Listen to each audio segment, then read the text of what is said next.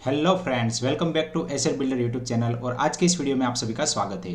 Future and option made easy series का 5वां video है। और आज के इस वीडियो में हम देखेंगे कि फ्यूचर एंड ऑप्शन में ट्रेड करते टाइम आपको कितने मार्जिन की रिक्वायरमेंट है। तो हम step by step future and option के बारे में देख रहे हैं। तो सबसे पहले हम फ्यूचर एंड ऑप्शन को समझा कि किस तरह से वो काम करते हैं। फिर हमने देखा कि फ्यूचर एंड ऑप्शन के जो प्रीमियम है वो किस तरह से वेरी करते हैं। और आज के इस वीडियो में हम देखेंगे कि यहाँ पे जो मार्जिन है वो किस तरह से रिक्वायर्ड है और मिनिमम आपको कितना अमाउंट चाहिए फ्यूचर एंड ऑप्शन में ट्रेड करने के लिए। तो एंड तक मेरे साथ इस वीडियो में बने रहे। तो सबसे पहले हम फ्यूचर एंड ऑप्शन में जो मार्जिन की रिक्वायरमेंट है उसका बेसिक समझ लेते हैं। तो हम वापस से एक बार अपने पुराने एग्जाम्पल पे चलते हैं। और मान लीजिए कि आपने 1 करोड़ रुपीज़ का एक इंश्योरेंस पॉलिसी करवाया है जिसका प्रीमियम है 15,000 रुपये। ठीक है, तो यहाँ पे आप बायर हो गए हैं और ये सेलर हो गया है। बायर को क्या है, 15,000 रुपये का प्रीमियम देना है सेलर को, और सेलर को यहाँ पे एक इंश्योरेंस देना है बायर को। ठीक है, अब यहाँ पे इन केस ऑफ एक्सीडेंट कुछ भी हो जाता है तो सेलर को ये जो 1 करोड़ रुपीज़ है वो बायर को देना है। तो यहाँ पे वैसे देखने जाए तो हायर रिस्क है सेलर के ऊपर, लेकिन जनरली सेलर क्या करता है कि अपना रिस्क एडजस्ट कर लेता है। किस तरह से कि वो बहुत सारे लोगों से इस तरह से प्रीमियम कलेक्ट करता है और कुछ लोगों को यहाँ पे क्लेम आता है। मान लीजिए कि अगर कोई कोरोना जैसी सिचुएशन आ जाती है कि जहाँ पे एक साथ बहुत ही सारे लोगों को कुछ प्रॉब्लम हो गया, या फिर वॉर की सिचुएशन आ जाती है कि जिसमें बहुत सारे लोग मारे गए, तो यहाँ पे बहुत सारे क्लेम आने की संभावना है। और कंपनी के पास मान लीजिए ओनली 15 करोड़ रुपए है और क्लेम आ गए 150 करोड़ रुपए के, तो कंपनी ये पैसे कहाँ से निकालेंगी? तो यहाँ पे कंपनी हो जाएगी बैंकरप्ट और किसी को भी अपने पैसे चुका नहीं सकती। तो ये जो रिस्क है वो ऑलवेज बना रहेगा कंपनी के ऊपर कि ये कंपनी ऐसा टाइम आ सकता है कि अपने पैसे चुका ना सके। तो सिमिलर केस होता है हमारे ऑप्शन में। अगर आपने कोई ऑप्शन सेल किया है और कोई अनप्रेसिडेंटेड इवेंट हो जाती है और मार्केट बहुत ही ज़्यादा नीचे या फिर बहुत ही ज़्यादा ऊपर चढ़ जाता है और आपको बहुत सारे पैसे देने पड़ जाए बायर को, तो उस केस में आप वो पैसे कहाँ से देंगे? तो एक्सचेंज उसके लिए एक मैकेनिज्म रेडी रखती है कि आपसे पहले से ही कुछ मार्जिन लेकर रखती है। तो जब आप ऑप्शन सेल करते हैं तो वहाँ पे आपको मार्जिन की रिक्वायरमेंट होती है, और जब आप ऑप्शन बाय करते हैं तो ओनली एंड ओनली आप जितना प्रीमियम दे रहे हैं उतने रुपए की ही ज़रूरत है। अगर हम फ्यूचर के केस में देखेंगे तो बायर एंड सेलर दोनों को जो मार्जिन की रिक्वायरमेंट है वो सेम होगी। ठीक है, एक बार हम जीरोधा कैलकुलेटर पे जाके देख लेते हैं। तो यहाँ पे मैं सबसे पहले फ्यूचर कर लेता हूँ और अप्रैल महीने की एक्सपायरी वाला फ्यूचर में देखता हूँ। तो ऐड करता हूँ, ऐड करने पे यहाँ पे आपको पता चल जाएगा कि 1,10,000 रुपये का ही आपको मार्जिन चाहिए सेल करने में। सिमिलरली मैं बाय करता हूँ, ये पोजीशन हटा देता हूँ और ऐड कर देता हूँ। तो यहाँ पे बाय करने पे भी आपको सिमिलर टाइप का ही मार्जिन चाहिए। ठीक है, तो यहाँ पे बायर एंड सेलर के केस में मार्जिन रिक्वायरमेंट सेम होगी। यहाँ पे ये जो मार्जिन रिक्वायरमेंट है बायर एंड सेलर की, वो कभी कभी थोड़ी सी डिफरेंट हो सकती है। वो कौन से सिनारियो में होगी कि मान लीजिए कि मार्केट अचानक से बहुत ही ज़्यादा गिरने लगा, तो उस केस में जो सेलर है उसकी मार्जिन रिक्वायरमेंट बढ़ जाएगी, या फिर मार्केट बहुत ही ज़्यादा ऊपर जा रहा है बहुत ही ज़्यादा फास्ट, तब बायर की जो मार्जिन रिक्वायरमेंट है वो थोड़ी सी बढ़ जाएगी। तो ये जो मार्जिन रिक्वायरमेंट है वो थोड़ी सी अप डाउन हो सकती है। यहाँ पे और एक मार्जिन आपका डे टू डे चेंज होगा जिसको आपको ख्याल रखना है कि मान लीजिए कि आपने अभी फ्यूचर का एक लॉट बाय किया, आपको इतने मार्जिन की रिक्वायरमेंट है, लेकिन अभी जो निफ्टी चल रहा है वो 7,700 पे चल रहा है और निफ्टी कल के दिन 7,900 पे बंद हो, तो यहाँ पे 200 रुपये का जो डिफरेंस आया 200 इंटू 50, तो यहाँ पे आपके बन गए 10,000 रुपये। तो ये जो 10,000 रुपये एडिशनल है वो आपका होगा M2M, मार्क टू मार्केट। मतलब M2M लॉस होगा सेलर को और M2M प्रॉफिट होगा बायर को। तो ये जो प्रॉफिट एंड लॉस M2M है वो बायर एंड सेलर की जो मार्जिन रिक्वायरमेंट है उसमें भी एडजस्ट हो जाएगा। तो यहाँ पे जो सेलर है उसको प्लस 10,000 का एडिशनल मार्जिन रिक्वायर्ड होगा और जो बायर है उसके पास 10,000 रुपीज़ आ जाएंगे। ठीक है, तो ये फ्यूचर के केस में सिंपल है। अभी हम देखते हैं ऑप्शन के केस में। तो यहाँ पे मैं एक बार ऑप्शन ले लेता हूँ। अप्रैल महीने का ऑप्शन लिया और अभी हमारा स्पॉट प्राइस चल रहा है 17,700, तो मैं यहाँ पे 18,000 का कॉल ले लेता हूँ और ये पोजीशन में निकाल देता हूँ। यहाँ पे ऐड कर दिया।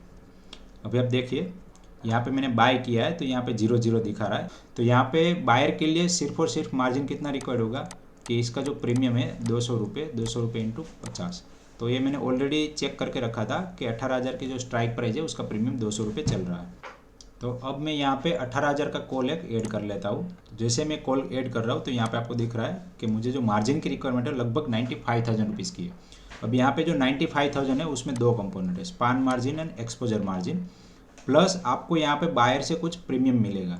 तो बायर ने जो मार्जिन दिया वो प्रीमियम आपको मिल गया, ठीक है। यहाँ पे लगभग 200 रुपये चल रहा था, 200 रुपये इंटू 50, तो 10,000 रुपये का जो बायर को मार्जिन रिक्वायरमेंट हुआ वो प्रीमियम आपको यहाँ पे मिल गया। लेकिन आपको इसके अलावा ये दो मार्जिन देना पड़ेगा। एक्चुअली ये तो आपके अकाउंट में क्रेडिट होगा और ये आपके अकाउंट से डेबिट होगा, ठीक है। अब यहाँ पे जो स्पान मार्जिन है वो वेरी होता रहता है और जो एक्सपोजर मार्जिन है वो लगभग फिक्स है। स्पान मार्जिन का जो कैलकुलेशन है वो बहुत सारे कंपोनेंट पे डिपेंड करता है कि आपने जो अंडरलाइंग एसेट है यानी कि निफ्टी है या फिर कोई भी स्टॉक है तो उसकी वॉलेटिलिटी कितनी है, प्लस लास्ट कुछ दिन में वो जो एसेट है वो कितना ऊपर नीचे हुआ है, प्लस यहाँ पे आपका जो स्पॉट प्राइस है वो स्ट्राइक प्राइस है वो दोनों के बीच में कितना डिफरेंस है। तो यहाँ पे हमारी स्पॉट प्राइस है वो 17,700 है और हमने कॉल सिलेक्ट किया 18,000, तो यहाँ पे डिफरेंस है 300 रुपये का। तो इसीलिए यहाँ पे मार्जिन थोड़ा सा हाई है।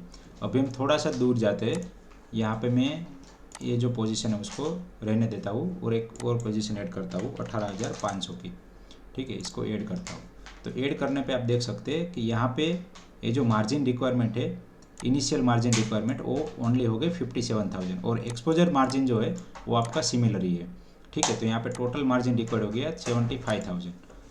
अभी मैं यहाँ पे और एक पोजीशन ऐड कर देता हूँ 19,000 की, तो 19,000 की पोजीशन ऐड करता हूँ। तो यहाँ पे जो इनिशियल मार्जिन रिक्वायरमेंट है वो मेरी बहुत ही ज़्यादा कम होगी। यहाँ पे मुझे ओनली 60,000 रुपीज़ का टोटल मार्जिन चाहिए, ठीक है।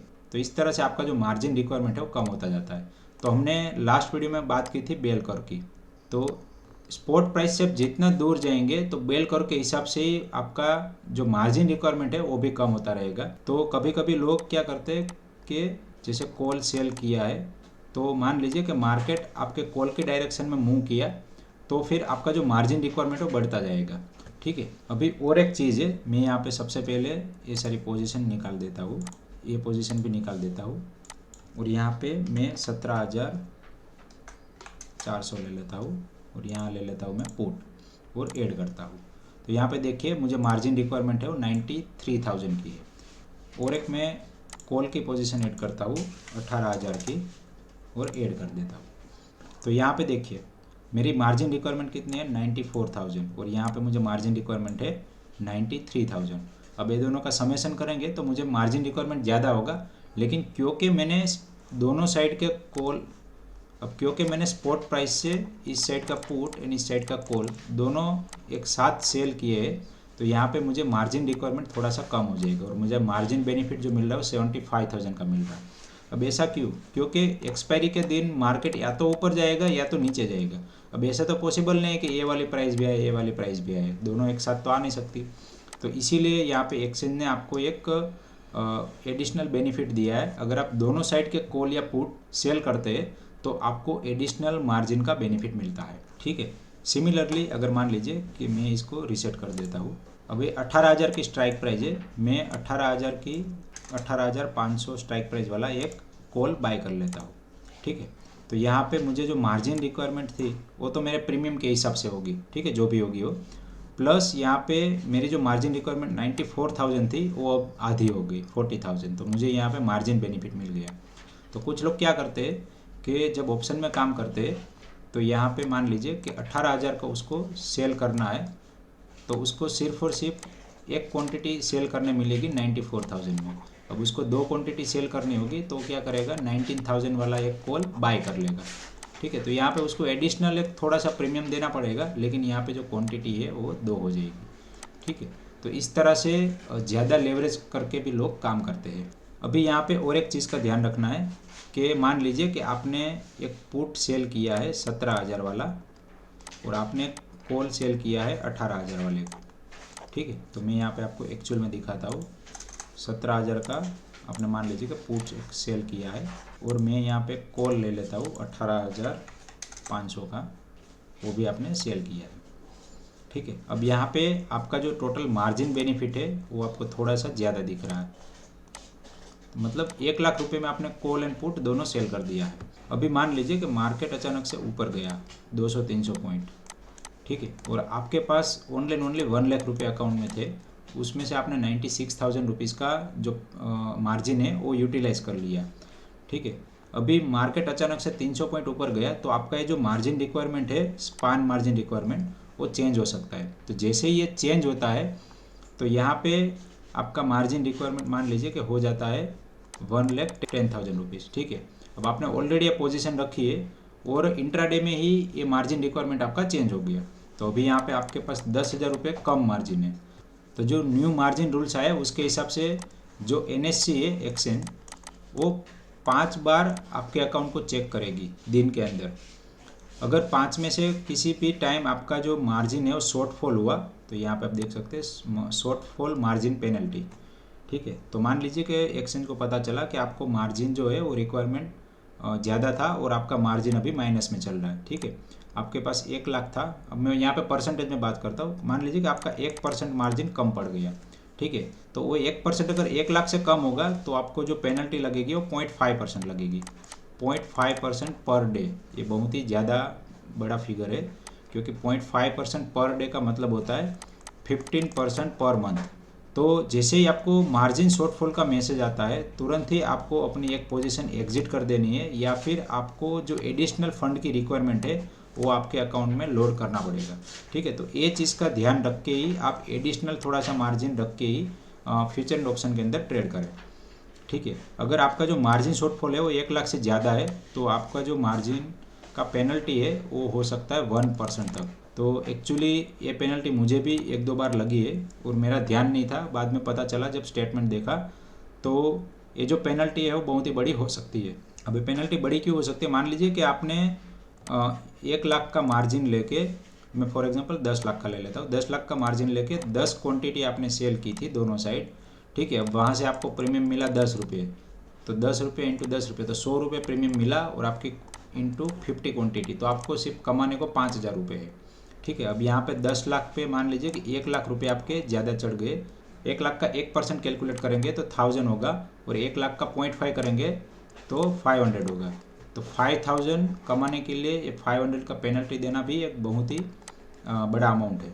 ये जो मार्जिन शॉर्टफॉल है वो 1% हो गया, तो ये अमाउंट आपका बढ़ सकता है, तो ये चीज़ का ध्यान रखिए, ठीक है। तो यहाँ पे मेरा एक सजेशन है कि मान लीजिए कि आप सेलिंग करना चाहते हैं, ऑप्शन सेलिंग, तो आपके पास अगर 1 लाख रुपये है और 1 लाख रुपये के मार्जिन की रिक्वायरमेंट है, तो आप यहाँ पे एटलीस्ट 20,000 रुपये एडिशनल रखिए, ठीक है।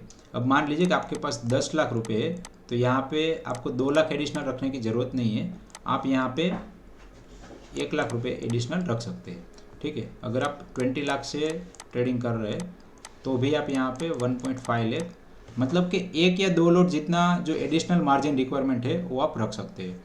तो इससे क्या होगा कि आपकी पोजीशन कभी भी माइनस में चली जाए, मतलब कि आपकी जो मार्जिन रिक्वायरमेंट है वो 101% या 110% ऐसे कुछ हो जाए, तो आप ये जो एडिशनल मार्जिन रिक्वायरमेंट है वो यहाँ से सेटल कर सकते हैं।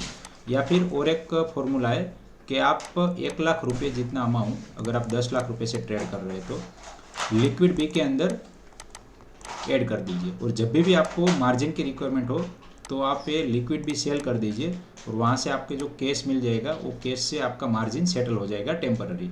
तो यहाँ पे थोड़ा सा सेफ्टी के साथ चलना ज़रूरी है, अदरवाइज़ ये जो चार्जेस है वो इतने हाई होते हैं कि आपका जो प्रॉफिट है उसको धीरे धीरे वो कम कर देता है। तो आशा करता हूँ कि आज के इस वीडियो में जो मैंने मार्जिन कैलकुलेशन समझाया वो आपको समझ में आ गया, और साथ में जो मैंने आपको पॉइंट दिखाया कि किस तरह से आपको मार्जिन एडजस्ट करके चलना है, वो सारी चीज़ समझ में आ गई होगी। तो अगर आपको मेरे फ्यूचर एंड ऑप्शन वाले वीडियो पसंद आ रहे हैं तो प्लीज़ वीडियो को लाइक करिए, और अगर आपने अभी तक मेरे चैनल को सब्सक्राइब नहीं किया है तो प्लीज़ इसको सब्सक्राइब कर लीजिए। इस वीडियो को एंड तक देखने के लिए आप सभी का दिल से धन्यवाद।